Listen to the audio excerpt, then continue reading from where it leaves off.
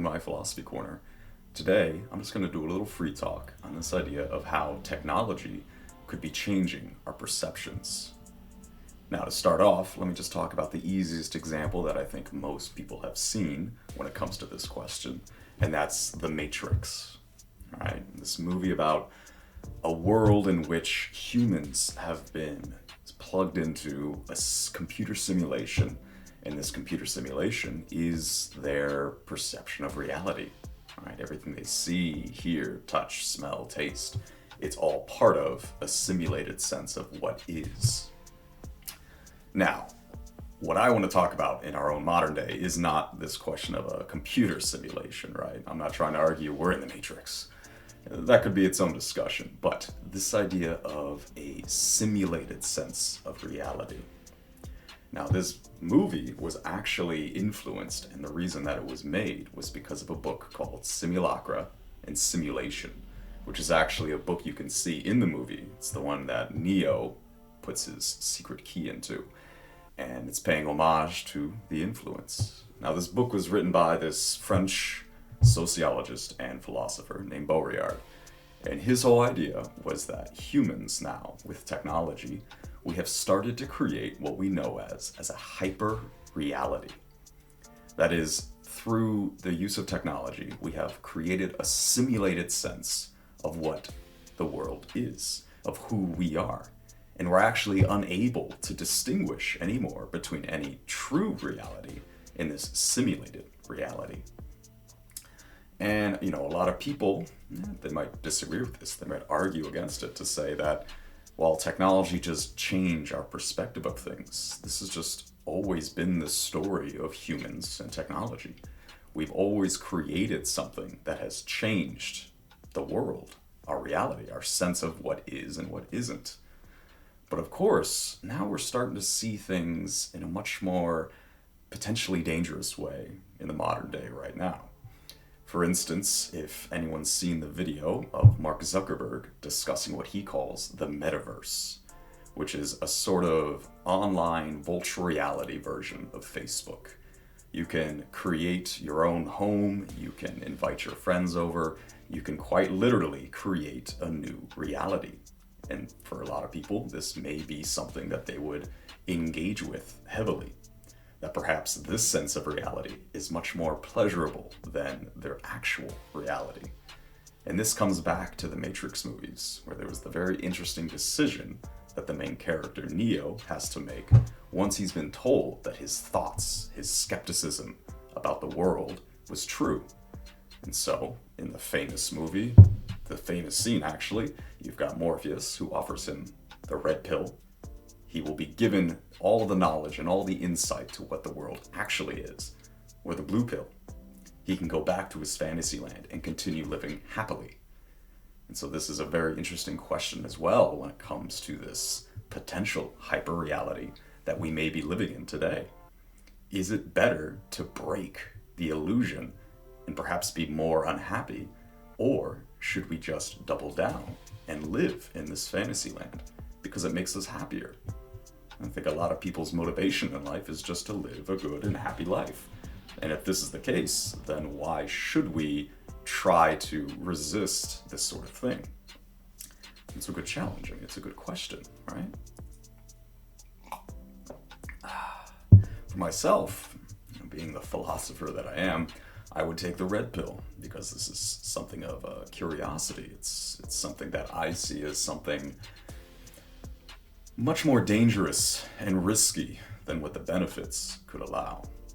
All right, so let's think about it like this, right? We have a potentially simulated version of what we understand the world to be. Even more so now, we have a simulated sense of value. We can create a certain interest or a value of something because of the use of technology. We can simplify something down and make it easy to engage with. For instance, on like Twitter and Facebook, Instagram, all of this, we have created a simplified version of socialization. Where before, in actual reality, we're sitting here, we're talking, we have body language, we have all these little intricacies, these nuances of socialization, and it makes it difficult, but at the same time, almost fulfilling, very natural and human. And yet, when we go online to try and engage in a social kind of way, it's different. It's easier. It's simplified. Instead of me telling you something and having a discussion and trying to see how you feel about it, now all you have to do is like or heart the comment. And for me, as the person posting this, I take this as a, social validation. You like what I said. But was that the case? Did you like what I said? Did you like the fact that it was just me saying it? Was there only one specific instance that you liked? And of course, you could comment, you could say something. But those are just words. It lacks the human sensitivity of communication, right? With body language, with tone of voice. These are things we can't necessarily capture in an online environment. But of course, this metaverse, that could do it as well. And so that's one way that technology may change the way that we understand this value of communication, that what I say and do is something different now. It's something simplified. Now, of course, we got video calls and all that, and that's something that approaches it. I think that's a good example of how technology still stays true to some human element there. But to go back to the likes and this idea of social validation, this is arguably an instinctual human feeling. We want to feel liked by those around us. We want to feel accepted. And so what technology and social media does is it hones in on this with the likes and the hearts and the retweets. And that becomes a source of social validation for us. And that can be, again, very problematic. That now, instead of perhaps being this genuine, honest person that I would like to be, maybe now I'm going to change my behavior online as to maximize these likes. Each one is a little hit of dopamine into this instinctual value that I have. And so technology can hone in on these values. It can help us achieve the goals or aims associated with getting this value, with fulfilling it. And I think most people would agree that just because you get a lot of likes on something doesn't necessarily mean you were right or that people like you. There's definitely more to it than that. And so, there's an example, again, of a shift in value of perception that technology gives us. But the point I was trying to make is that we've simplified down this human desire and value of socialization into something that arguably takes something away from it as well. It makes it too easy. It makes it too simplified. And perhaps we lose something there. Perhaps online communication is less genuine, is less realistic than this socialization in person. And the question now is that something that we want? Right? Do we want to take that red pill or do we want to take that blue pill? Are we living in a hyperreality? Is our sense of the world something simulated? Are my values simulated? Is my understanding of who I am and what I like and who I want to be, is that something that I myself have arrived at? Or is it something that I saw on a movie or a TV show and I would like to emulate perhaps some essence of what was going on? And so that's the other thing too, is that we have so much media nowadays that we consume. And it's through this consumption of media that our perception of reality may be completely changed. Think about characters that they're trying to capture for some sort of group identity. And sometimes they do a good job, but at the same time, that's one character, that's one personality, and yet it's being used to represent a whole. It simplifies things down. And for some of us, it's good. We can find an ease in accepting this identity because we ourselves, we seem to desire identity. We want to know who we are.